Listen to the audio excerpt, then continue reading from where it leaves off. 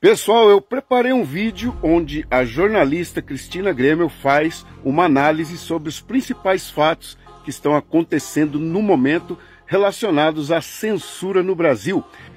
Tá na cara que o Zuckerberg, ele foi obrigado a fazer o que ele está fazendo. Ele está tirando dele da reta e está colocando tudo na conta do Biden, mas vai sobrar para ele, tá? Isso que ele está fazendo, está visível que ele está sendo obrigado a fazer o que está fazendo para tentar reparar os danos causados à população mundial. Segue o vídeo na sequência.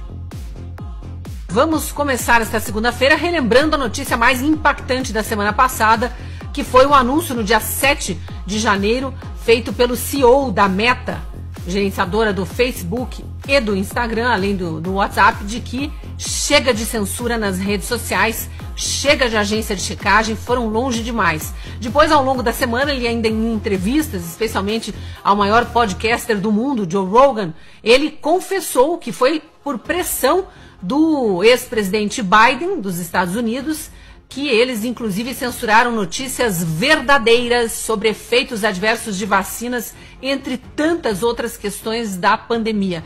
Óbvio que a gente vai falar sobre isso muito ainda, porque isso sim foi o grande responsável pelo genocídio no mundo, além do vírus propriamente dito.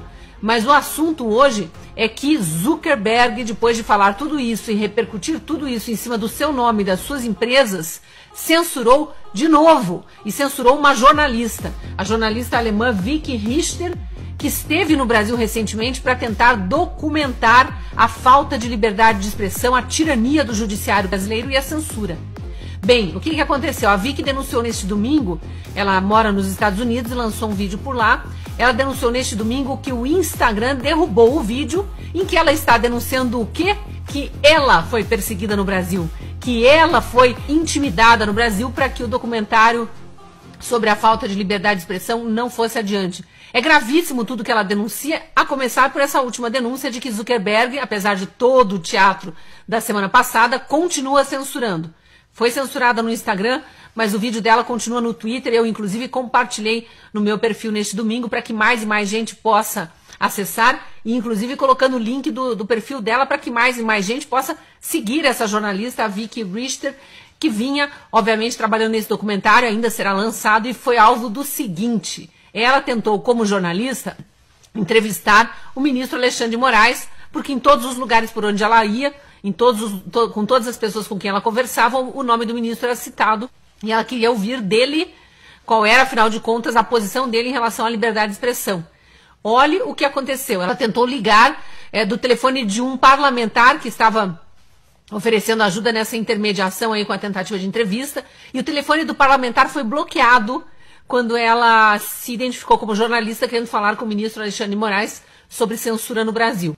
Aí ela tentou de um telefone comum e foi informada pela assessoria de imprensa do STF que precisaria mandar um e-mail para o gabinete do ministro. Mandou o e-mail e 40 minutos depois, ainda antes de receber qualquer resposta, 40 minutos depois, a notícia já tinha vazado para onde?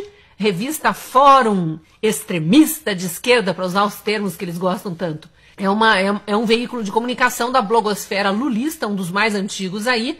E essa revista ligou para a jornalista querendo saber por que ela estava fazendo um documentário no Brasil sobre censura. E logo depois saiu publicada uma matéria denunciando que ela era uma extremista de direita, que ela era bolsonarista, é uma jornalista alemã que mora nos Estados Unidos e estava no Brasil a trabalho.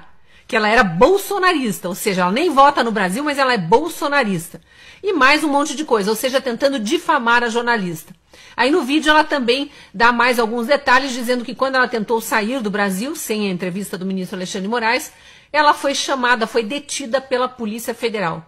Ou seja, segundo a jornalista estrangeira que passa por isso, aconteceu com Sérgio Tavares, jornalista português, foi detido em Guarulhos na chegada ao Brasil, na época com a desculpa, segundo ele relatou, de que a Polícia Federal queria saber se ele era bolsonarista, se ele era de extrema direita, qual era o posicionamento dele sobre o STF, um monte de outras perguntas que não cabem ser feitas a um estrangeiro chegando ao Brasil, muito menos a um jornalista. Agora, essa jornalista alemã, tentando sair do Brasil, passou por constrangimento semelhante. Segundo ela revela no vídeo, o que o policial federal queria saber é como que ela entrou no Brasil, alegando que ela estaria ilegal no Brasil. Só que ela tinha no passaporte dela o visto e o carimbo da PF, porque a Polícia Federal carimba o passaporte dos estrangeiros quando eles entram no Brasil, seja por qual aeroporto for. Então foi mais um constrangimento. A PF, né, do Flávio Dino, do Lula, do Alexandre de Moraes, aquela ala da PF cooptada para esse tipo de serviço sujo, para cumprir essas ordens ilegais, sabe-se lá de quem. De alguém veio essa ordem para que a jornalista fosse pressionada e intimidada. Foi a segunda jornalista, mas não foi o segundo estrangeiro que passou por constrangimento perante a Polícia Federal do Brasil. Teve também o Jason Miller, era o CEO do Getter na época, que era uma plataforma alternativa ao Twitter, quando o Twitter estava ainda sob outras mãos e censurando pessoas. Ele tinha vindo para um congresso, para o CIPEC aqui no Brasil, e na hora de sair do Brasil, e braço direito do Trump, ele é um dos grandes assessores do Trump ali, ou era, pelo menos na época, ele passou pelo mesmo constrangimento que essa jornalista alemã. Foi detido por horas, teve que dar explicações que não devia a ninguém, a autoridade nenhuma, recusou-se a falar até que seus advogados, até que algum advogado chegasse para representá-lo, mas foram horas de atraso ali, um constrangimento internacional imenso. Ou seja, a jornalista não conseguiu ouvir o ministro Alexandre de Moraes, mas conseguiu a maior prova da tirania da toga no Brasil e da arbitrariedade a que os brasileiros estão sujeitos. Continuemos lutando pela nossa liberdade de expressão.